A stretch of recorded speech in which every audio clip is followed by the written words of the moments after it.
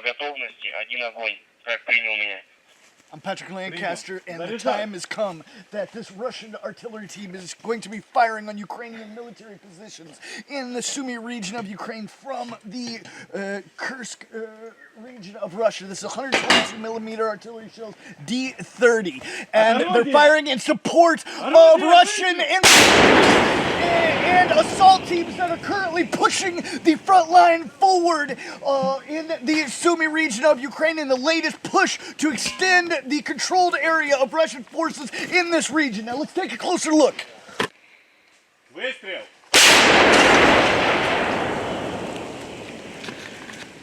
Wow, that was a buzzer.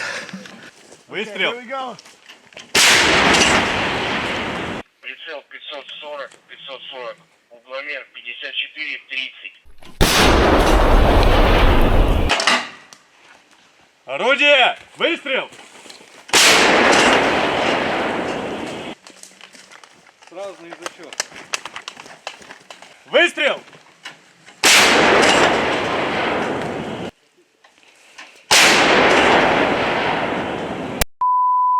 You deserve to see more. I can't bring you everything. I don't have everything. But I show you what the Western mainstream media won't show you because I think you deserve it. I give you what they think they should hide from you because it doesn't fit their narrative. Well, fuck that. I show you what they don't want you to see. Орудие! Выстрел!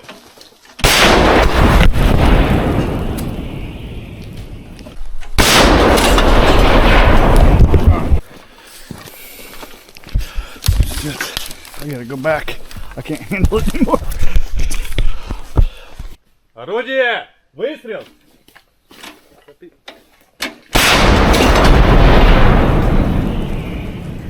You think for yourself. You think outside the box. You get more information. Push forward. Fight for real information that's being hidden from you. And then educate yourself with information from both sides of any topic in your life, not just this war, but consider what other people think about if you don't necessarily agree with them. Put yourselves in other people's shoes. Realize that even if you think someone else is wrong, they think they're right. So consider that and move forward in life. And this can apply to war, daily life, work, and many things. Think for yourself. Please like, share, subscribe, and I'm going to keep bringing you all of the information here on the ground that you're not going to get in other places. Remember, I'm an independent crowdfunded journalist. You can support my work with the link in the screen on the description. And also, stop right now, go down, hit that subscribe, like button, and comment below what else you want to see, what I'm doing wrong, what you think I'm doing wrong as a journalist, and what you think I'm doing right. Thanks. I'm Patrick Lancaster, and right now we're with Russian forces deep in a bunker, deep in the forest between the Kursk region of Russia and the Sumy region of Ukraine in battle.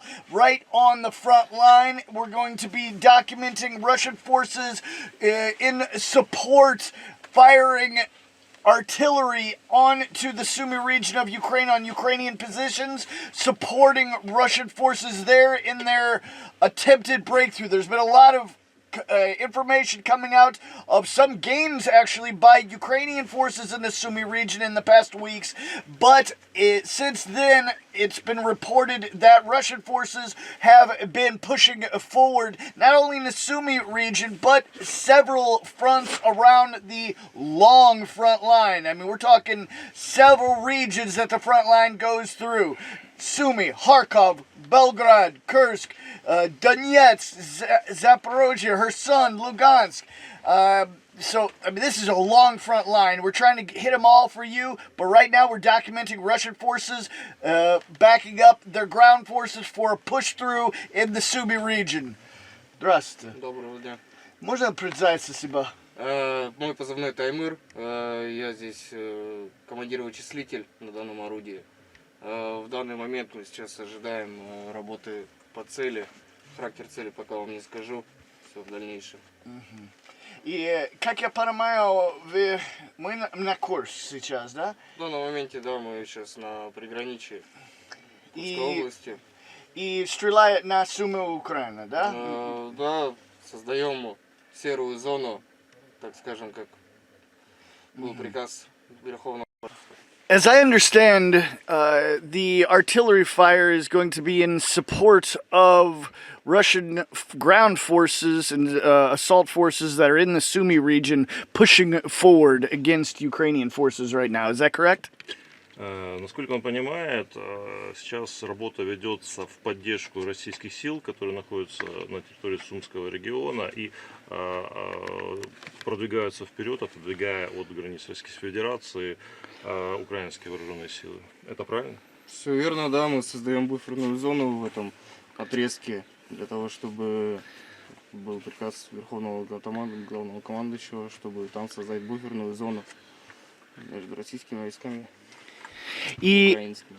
И именно какая точка, если можно сказать? К сожалению, нет, не могу вам озвучить. Какая конкретная точка? Понял. Но вы знаете, да? Безусловно.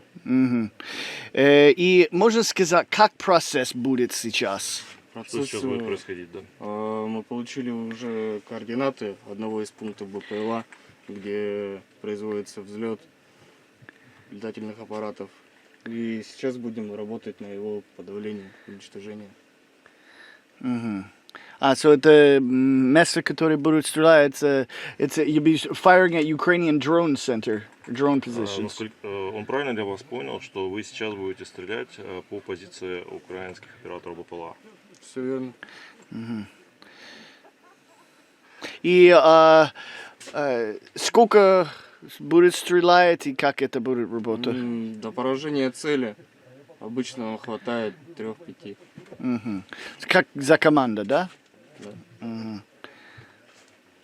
И как долго до начала? Вы знаете или как? Нам сообщат. Пока не могу сказать, как долго. Понял. И advert бывает?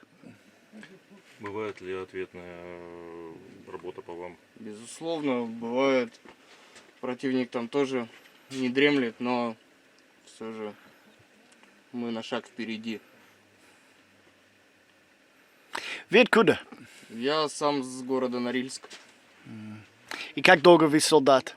Как долго я солдат? С 23-го года, потом был у меня перерыв, и сейчас вот опять я здесь. И вы Ахмат спецназ, правильно? Да, спецназ Ахмат. И как это? How is that group? И как вам служится в этой группе? Отличное подразделение, обеспечение на высшем уровне, командный состав. В принципе, в российской армии все на изи. И your commander is General Apti. What can you say about him? Ваш командир генерал Апти, что вы можете сказать о нем?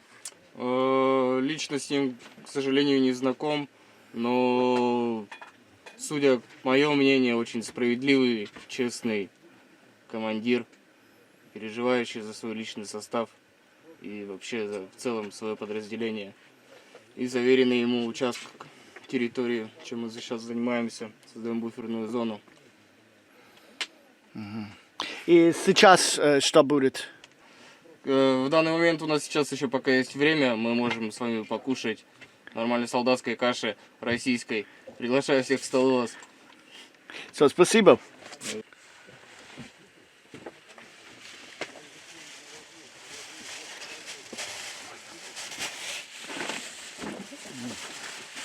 All right, so we got some grains and canned meat and tea and some sausage. Very tasty. Расчет к бою.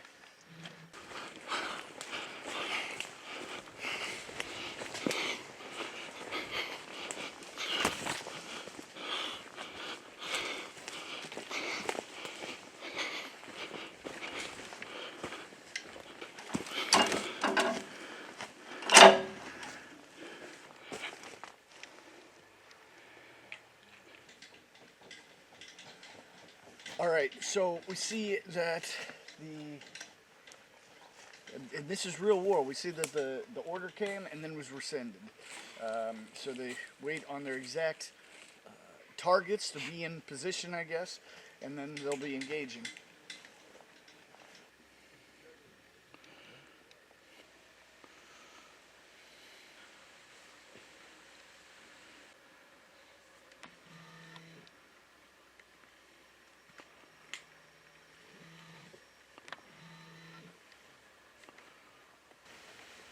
Мы находимся сейчас менее чем 7 километров от линии соприкосновения. Орудие Д-30. Будем работать с него. Дальность егошняя максимальная. Чуть меньше 16 километров. Скажи, пожалуйста, какой твой позывной, должность? Позывной подразделения? Кентоха. Наводчик орудия. На твое мнение, что произошло сейчас? Почему это как думал начально и нет? И что было? Что? Задержка может быть с птичкой.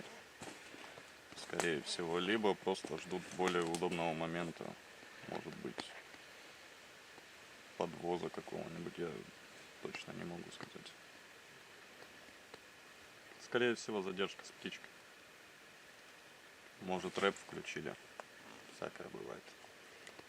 Вас тут команда 5, да, человек, да? 5 человек, да. Можно сказать, каждый работа, что они сделают? Это вот заряжающий снарядный человек стоит, который должен засунуть снаряд, дослать его, за ним засунуть порох. Также есть два, которые, собственно, по БК они подносят, уносят отстрелянные гильзы. Ну и я, собственно, как наводчик орудия. Навести орудие, произвести выстрел. И командир чуть-чуть ниже, да? Ну да, и получается вычислитель, командир орудия вычислитель, он находится в блиндаже, ему поступают все координаты, он их переводит в цифры и дает эти цифры мне. И на место есть дрон на небо, Ну, естественно, конечно, да, дрон, который показывает картинку в штаб, в штабе корректировщики уже видят непосредственно, куда прилетает снаряд, и исходя из этого дают нам дальнейшие корректуры, поправляют нас до тех пор, пока мы не попадем в цель. Обычно это после второго-третьего выстрела происходит. Поражение цели. Маскировка. Да, принял.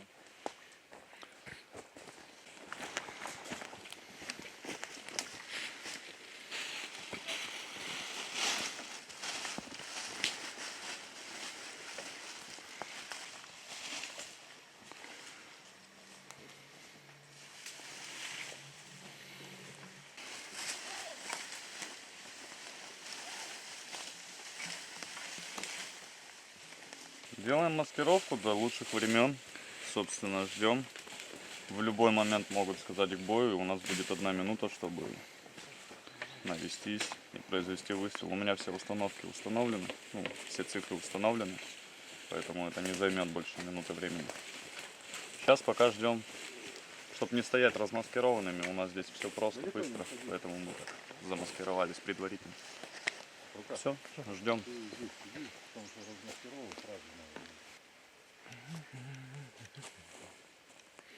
Птица взлетела, идет к цели, сейчас будем работать. Готово. Принял 2 малых. Ну, то есть вот я даже Пока не размаскировываемся, ничего не делаем. Да, братух, принял. И вам подготовить БК. Принял к бою, организуем.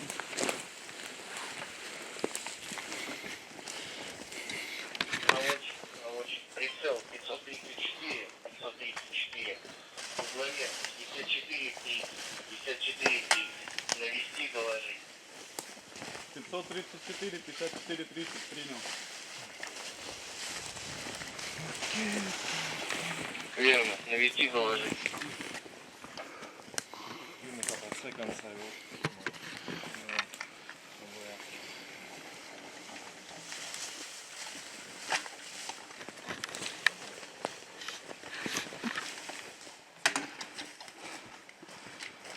Now, right now we're in the Kursk region of Russia, and purportedly they are firing this gun in support of the Russian infantry and assault teams that are pushing on the Ukrainian positions in the latest push to make the Russian-controlled territory in the Sumy region deeper into the region.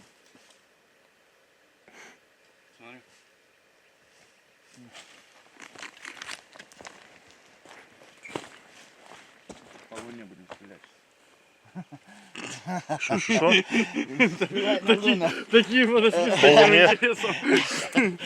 Сейчас, короче, ебанем по луне пару Да. пристрелочных. Russian forces fire on the moon. Угломер 54-30. По готовности один огонь. Как принял меня? I'm Patrick Lancaster, and the time has come that this Russian artillery team is going to be firing on Ukrainian military positions in the Sumy region of Ukraine from the Kursk region of Russia. This is 122 millimeter artillery shells, D-30, and they're firing in support of Russian and assault teams that are currently pushing the front line forward in the Sumy region of Ukraine in the latest push to extend the controlled area of Russian forces in this region. Now let's take a closer look. Снаряд на язычке.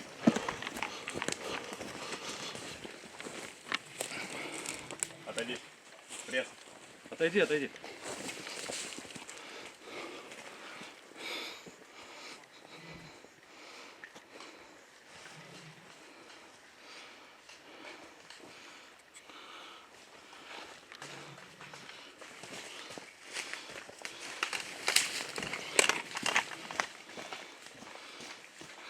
Оружие.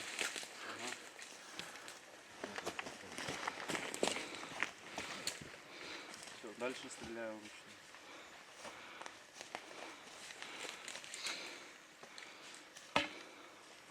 Сейчас там 20-30 секунд, пока снаряд летит.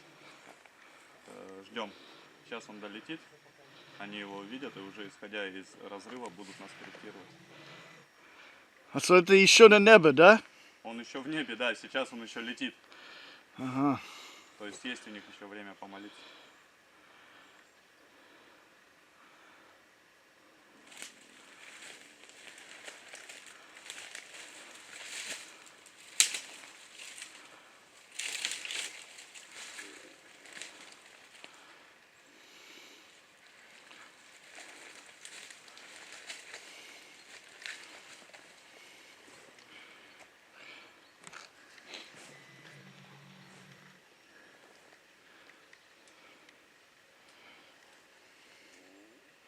На этих же установках повтори.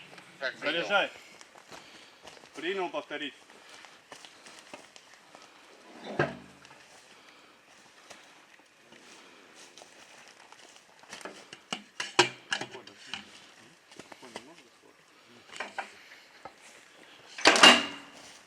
От орудия!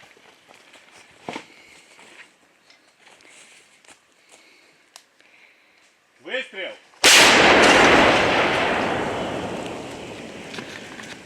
Wow, that was a buzzer. Что это? Это Булат. Ага. Показывает, как далеко от нас птица. Птица есть, да? Ну, есть. Сейчас показывает, что Мавик, но он далеко. Ага. Одно деление, это километра 1,5-2 от нас. Сколько будет? Как скажут, как увидят, как посмотрят. Все, понял. Наводчик, на этих же установках повторите еще раз. Заряжай! And here is the third shell being fired by Russian forces on the Sumy region of Ukraine. They're correcting the fire every time. And we got to hold our mouth open because that helps the pressure go so it doesn't destroy our eardrums while we're filming it. So... Отойди, отойди. Отойди. Uh-huh.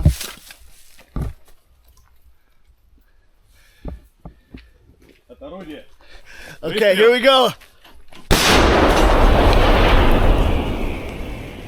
Whoa!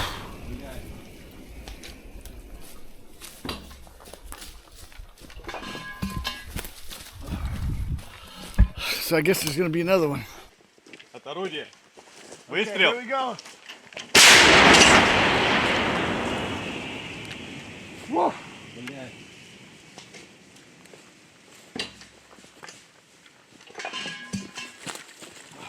Прицел 540, 540. Угломер 54-30, 54-30. Расход 2 с восстановлением наводки. Как принял меня? Принял 2 с восстановлением наводки. Заряжай.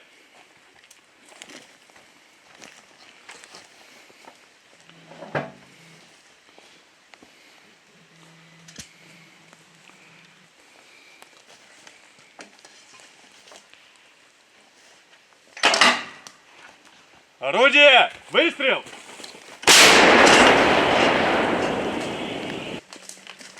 Сразу на язычок. Досылай. Заряжай.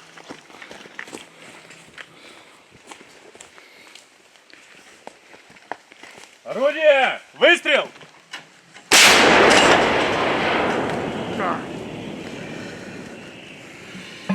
Два с восстановлением наводки есть. Принял, ожидаем. Солируем небо.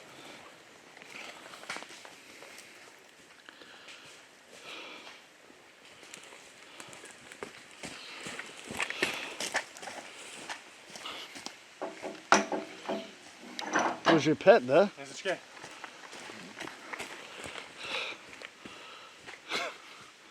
Много, нет? Ну, с учетом того, что мы все по одним и тем же координатам, это прям Хорошо. это, да, это удивительно. Нам, ну, у нас только дальность на 4 копейки меньше дали. Либо мы прям идеально попадаем, по-другому быть не может. Нам 2 сказали расход сделать подряд. Это, скорее всего, мы попали сразу. И сейчас добиваем.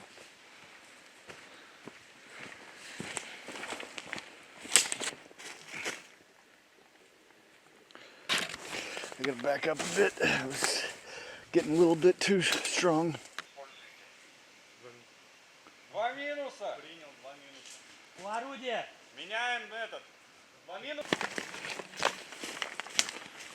Все, русский порох. Да.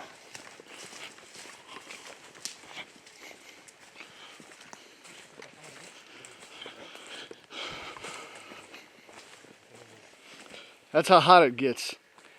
The camouflage netting's been melted. Орудие! Выстрел!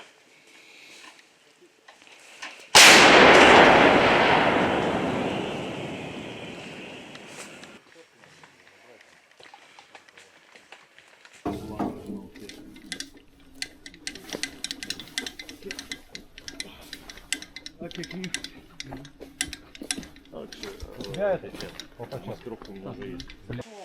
All right, they fired 6 shells onto Ukrainian positions in the Sumy region of Ukraine. Got our bell rung a little bit there, so we had to back up for the last 2. Actually, first time I've ever seen 6 artillery shells fired at one time. Normally it's 3 or 4, somewhere around there. You know, this is war. Things change. As you see, go, stop, go, stop. So hopefully we're going to get a little information from the commander about what the result was of the attack and maybe how it's going to affect the push of Russian forces in the Sumy region of Ukraine and everything in the middle. You deserve to see more information, not just something from the Ukrainian side, not just something from the Russian side. You deserve to see more. I can't bring you everything. I don't have everything, but I show you what the Western mainstream media won't show you because I think you deserve it. I give you what they think they should hide from you because it doesn't fit their narrative. Well, fuck that. I show you what they don't want you to see.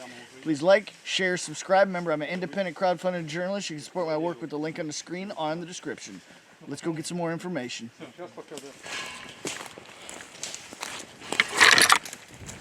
So, можно сказать, как результат? Результат довольно-таки продуктивный. 2 снаряда первых прилетели планово в цель. Какая-то часть оппонентов уцелела, попытались отступить, но мы достигли их следующими 4 выстрелами и, в принципе, они были поражены. Это первый раз я вижу 6. 6 снарядов, да, я же объяснил сейчас в данный момент. Цель была поражена, какая-то часть уцелела. И они предприняли отступление, но мы им не дали этого сделать. Доработали еще 4 снарядами и завершили начатое. Это как, потому что первые 2 было хорошо? Все, попали, да, в цель, противник начал отступать. И уже по этому скоплению, куда досмотрели, куда они отступили, отработали еще 4 выстрела. Скажи, пожалуйста, вот часто ли такая успешная работа? Вот сейчас я считаю, это вот прям вот супер успех, это вот прям... На ежедневной основе у нас такая работа, мы иначе не можем и не умеем, по-другому никак. Там наши люди, им нужно помогать. All right, you've seen what the situation here is on the front line. You've seen what the soldiers have to say, how they live, how they eat, how they play, how they work, and everything in between. I'm showing you what you're not going to see in the Western mainstream media. You think for yourself. You think outside the box. You get more information. Push forward. Fight for real information that's being hidden from you. And then educate yourself with information from both sides of any topic in your life, not just this war. But consider what other people think about if you don't necessarily agree with them. Put yourselves in other people's shoes. Realize that even if you think someone else is wrong, they think they're right. So consider that and move forward in life. And this can apply to war, daily life, work, and many things. Think for yourself. Please like, share, subscribe, and I'm going to keep bringing you all of the information here on the ground that you're not going to get in other places. Remember, I'm an independent crowdfunded journalist. You can support my work with the link in the screen on the description. And also, stop right now, go down, hit that subscribe, like button, and comment below what else you want to see, what I'm doing wrong, what you think I'm doing wrong as a journalist, and what you think I'm doing right. Thanks.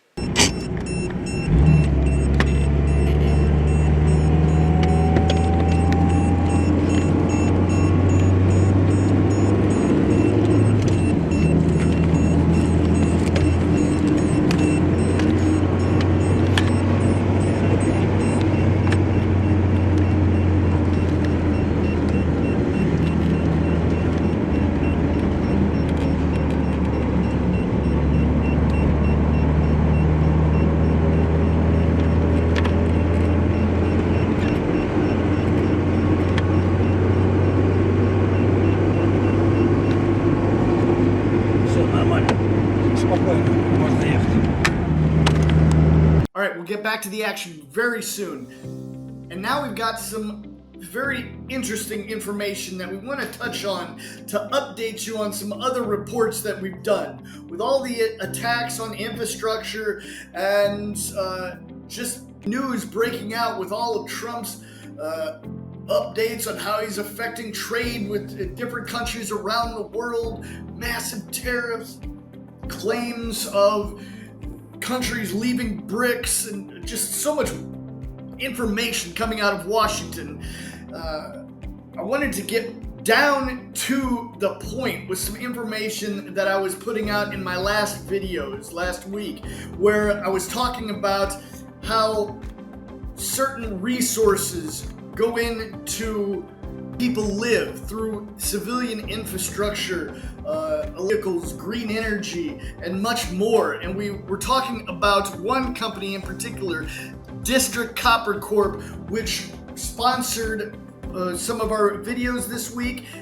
Big thanks to them. But as always, I don't just do some advertisement for some just bullshit company, maybe a VPN or a game that other YouTubers do. I get in depth about something that I feel might benefit you and your family, because that's what a man does, looks out for their family. And that's what I do, look out for my family. I look out for the world with the information that I put out in my reports that they're not going to get in other areas. So everything I do, whether it's news or whether it's a sponsored video, I try to bring you some information you're not going to see in other areas, and I get in depth. So right now we're going to have a talk with the CEO of District Copper and see what he has to say about how copper is shaping the way for the future of infrastructure and other things like green energy and electric vehicles and more,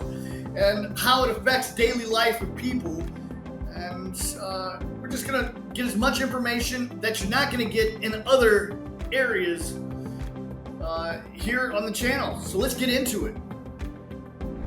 All right, and without further ado, here is the CEO of District Copper Corp, Jevin Werbis. Hi, Jevin. Hi, Patrick. It's great to be on here. Thanks for having me. I guess we can just get right into it.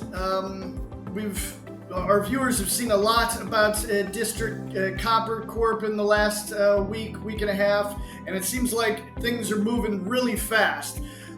So I guess we've got a lot to go over.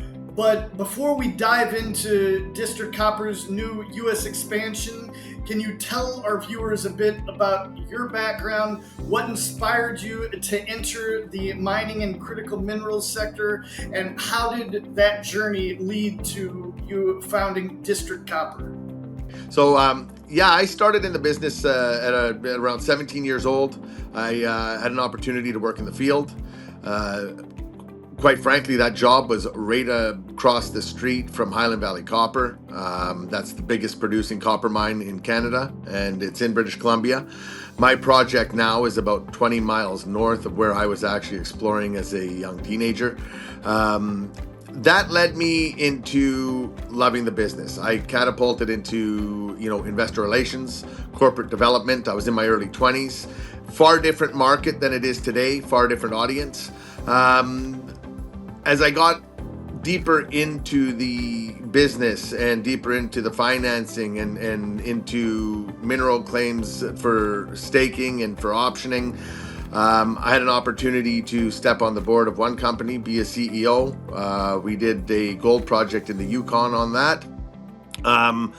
But again, like all industries, mining fluctuates, and so I ended up having to be a little bit, multifaceted and do other things, and being other things, staying in the markets, but learning the finance side, the marketing side, pretty much all sides of the stock market and mining business. Turnaround now, I've been part of District Copper, CEO since 2010. We had a copper project in Dease Lake, BC, up in northern BC. We developed that to a stage where basically it was a remote operation. Capital expenditures to get things going up there were quite costly. So we had a company that is quite advanced in their copper exploration projects. They have a multitude of them, and we did a deal with them, and they ended up buying the Eagle Head from us. And we're left with a NSR on that. Being that I've been actively involved in the mining industry, in the stock market, being able to get into an area again where I'm familiar, where I can attribute a lot of the things that I learned over time, and to sort of charge forward on District Copper's ability to, capitalize on all the recent and exciting opportunities that have become available, not only from commodities prices going very high. We're at the highest levels in a majority of metals prices that we have seen in my lifetime, and probably in many others.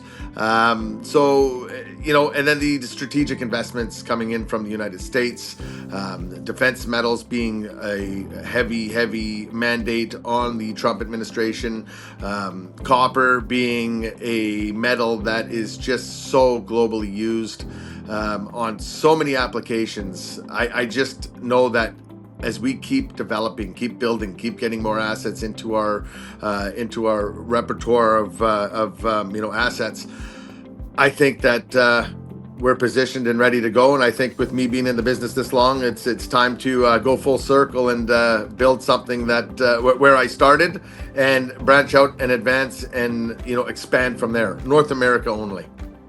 Well, it's interesting to see a CEO that hasn't been behind a desk doing paperwork their whole career. You've really gotten your hands dirty in a lot of ways.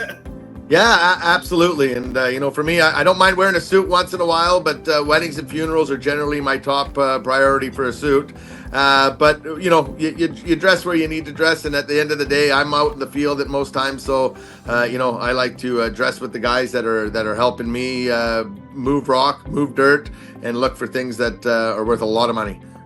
And a follow-up is copper seems to be at the center of everything almost, from EVs to defense techs to clean energy infrastructure. Why do you believe copper is the single most strategic metal of this decade?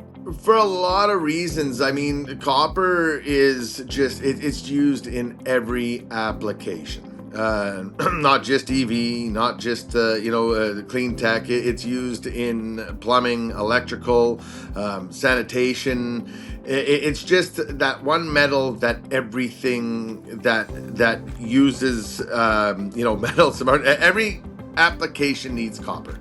That's the bottom line, and I mean that's globally. That's not just Canada. That's not just United States. That's not North America. I mean, if you think about it, just in plumbing alone, if you look at India, the population, if every person had a toilet or a plumbing system in there, I don't think we have enough copper to do all that. But at the end of the day, there's a great need and a deficit that continuously happens with the copper market. We're running short, stockpiles are running short. You got mines closing, and the need for a new discovery, the need to bring more copper online is mandatory. It has to be done. Even the green energy needs it. So there is no substitute. You're not going to be doing EV vehicles and not have copper in there. It has to be done.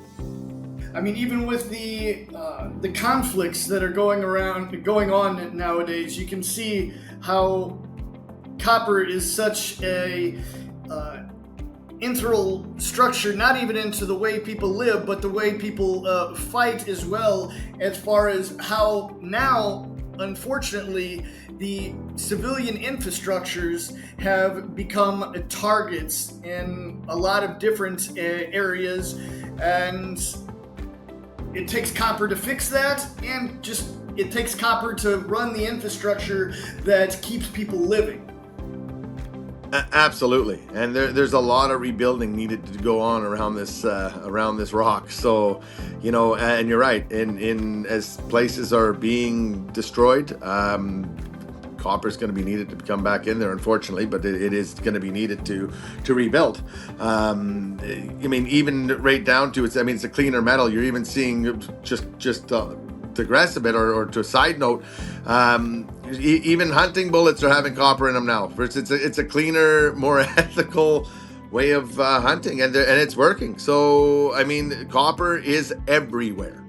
And I guess now it's time to get into your news a little bit more. District Copper has just made the headlines with your strategic partnership with Richer Gold LLC in Nevada, your first official entry into the U.S. market. What makes this deal so significant for shareholders and the company's long-term growth? Yeah, so I mean, as we continue to build our copper keg project in British Columbia, I felt it was, seeing what's going on out there right now, I think it's important that we make a presence into the United States. I mean, to me, the United States is the greatest country on the planet. To be able to go down there and potentially be a part of building and growing mineral opportunities, it's a mandate that I want to see for the company, for our shareholders. And the folks behind Richer Gold, they see projects daily. They have a roster of projects that come into them to take a look at. And I mean, if you saw my email inbox, I've got properties being thrown at me daily from all over the globe. There's certain areas in the United States that I love for mining, Nevada, New Mexico, Arizona. These are all areas that I want to sort of have some opportunity to take a look at and be able to potentially look at some asset that's going to be well worthwhile for us to, shift, not shift our focus, but add to our focus and move down there and start looking at projects that are a little bit more advanced, hopefully. I've had some work done on them, and I'll use my technical team, and between my technical team and Reacher's team, we should be able to come up with a project that will stand scrutiny and will give us the opportunity to hopefully acquire it and move forward on exploration and development. That being said, I mean, there's a lot of projects that have come across my desk, but so far I've seen a lot of great opportunities down in Nevada, and Reacher again has their thumb on the pulse at all times of all projects that are under a certain criteria that we are looking for. So to have them on the ground for us, having eyes and ears on the ground, instead of me siphoning through 100 projects over a month, we can fine tune it to what I've basically customized what I'd like for our company, and that's where they're going to come in, and I have no doubt that they will do the best they can to get us something quite attractive. And it seems like the U.S. is becoming really a strategic place for copper and critical metals, not only in the fact of the locations of the mines themselves, but also now that the U.S. government is actively buying stakes in Canadian mining companies like Trilogy Metals and Lithium Americas to secure domestic supply chains. How does District Copper position itself to benefit from this new U.S. resource nationalism trend? Yeah, I mean, first and foremost, just to see that type of participation coming from a federal government of a country, and that being the United States, that's huge. I mean, that shows a lot on the Trump administration, on the Department of Defense. I mean, they're not messing around. They're here to ensure that they have defense metals, that there are opportunities, and that their hand is in the cookie jar for some really good, commodity uplift. They want to be a part of it. I don't blame them. To see a Canadian company get a strategic investment from a U.S. government, that is absolutely inspiring. And I think to most of us junior miners, I mean, we realize it's a hard business. Figuring out where deposits are and how they're laying out in the earth is not an easy thing to do, but to be able to advance it and know that you have a government that wants to actively participate in the development of these projects. Best thing I can say is with District Copper, I mean, all these companies that have been strategically invested into, they all started, if you think about it, they all started as raw land, and a lot of exploration was put into them to build into what they are today, to secure the investment from the government. And Trilogy Metals, for example, was a low of 72 cents over the last year to date. And now they're sitting at about $9 today, a high of 12, and we're talking Canadian dollars. But at the end of the day, that type of return, I mean, that's why we are here as mining and metal explorers. And, and that's with a $35 million investment from Washington as well, yeah?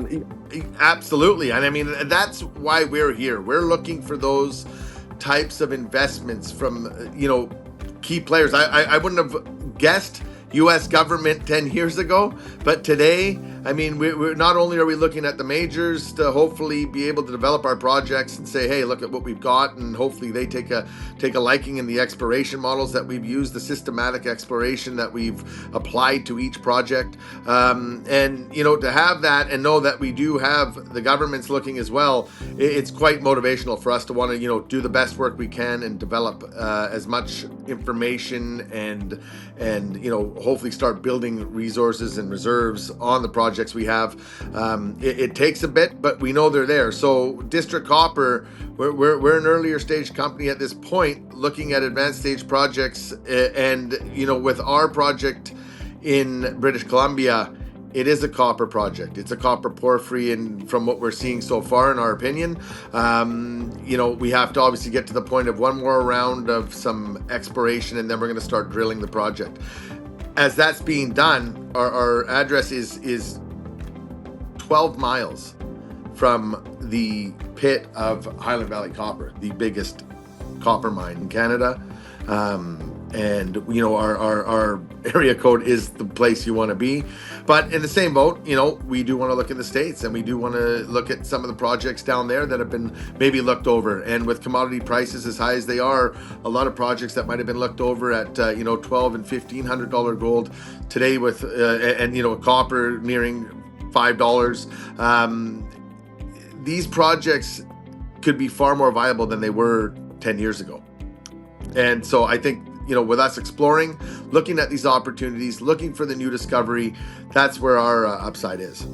And another thing that's it kind of popped up in my mind about this is just like a normal investor, that some people like invest in cold hard gold or other precious metals. Of course, I'm not a financial advisor or anything like that, but I'm curious, what do you as the CEO see as a benefit between investors investing directly into a stock rather than in a precious metal itself? That's a good question. I mean, to hold a bar of gold, it's always going to have value. It's the physical achievement of mining.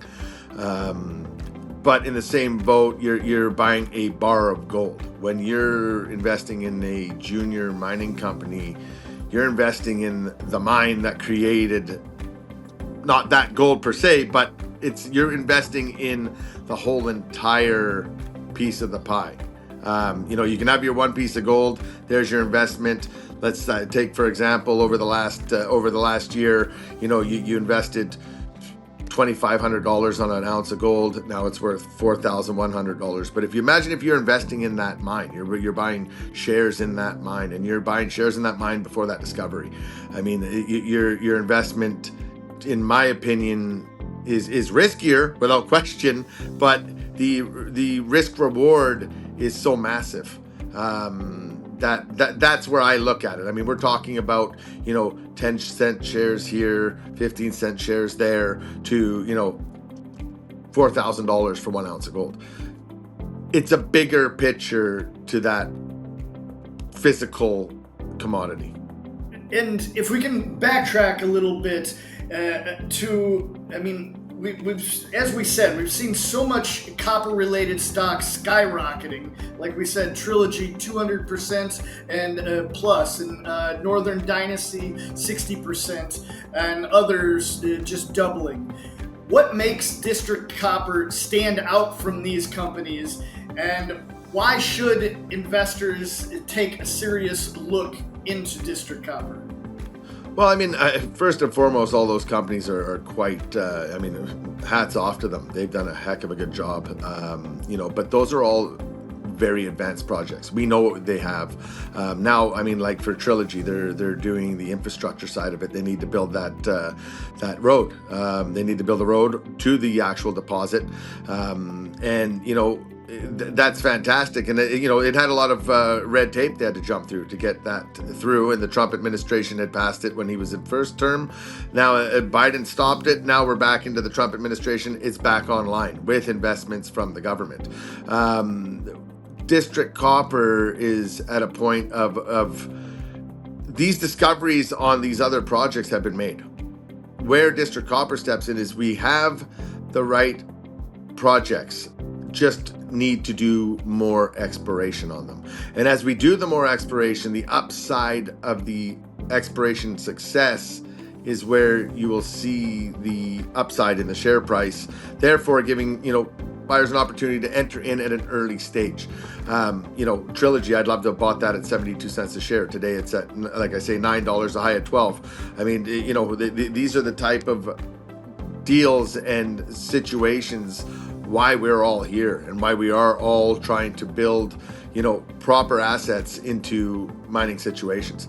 And it's early stage on the district copper side, but it's also, if we have what we think we have, and if we can define what we think we have, our share price as well will, hopefully, in my opinion, appreciate, and we'll start drawing the eyes of others, such as hopefully, the bigger players that want to make strategic investments into these opportunities.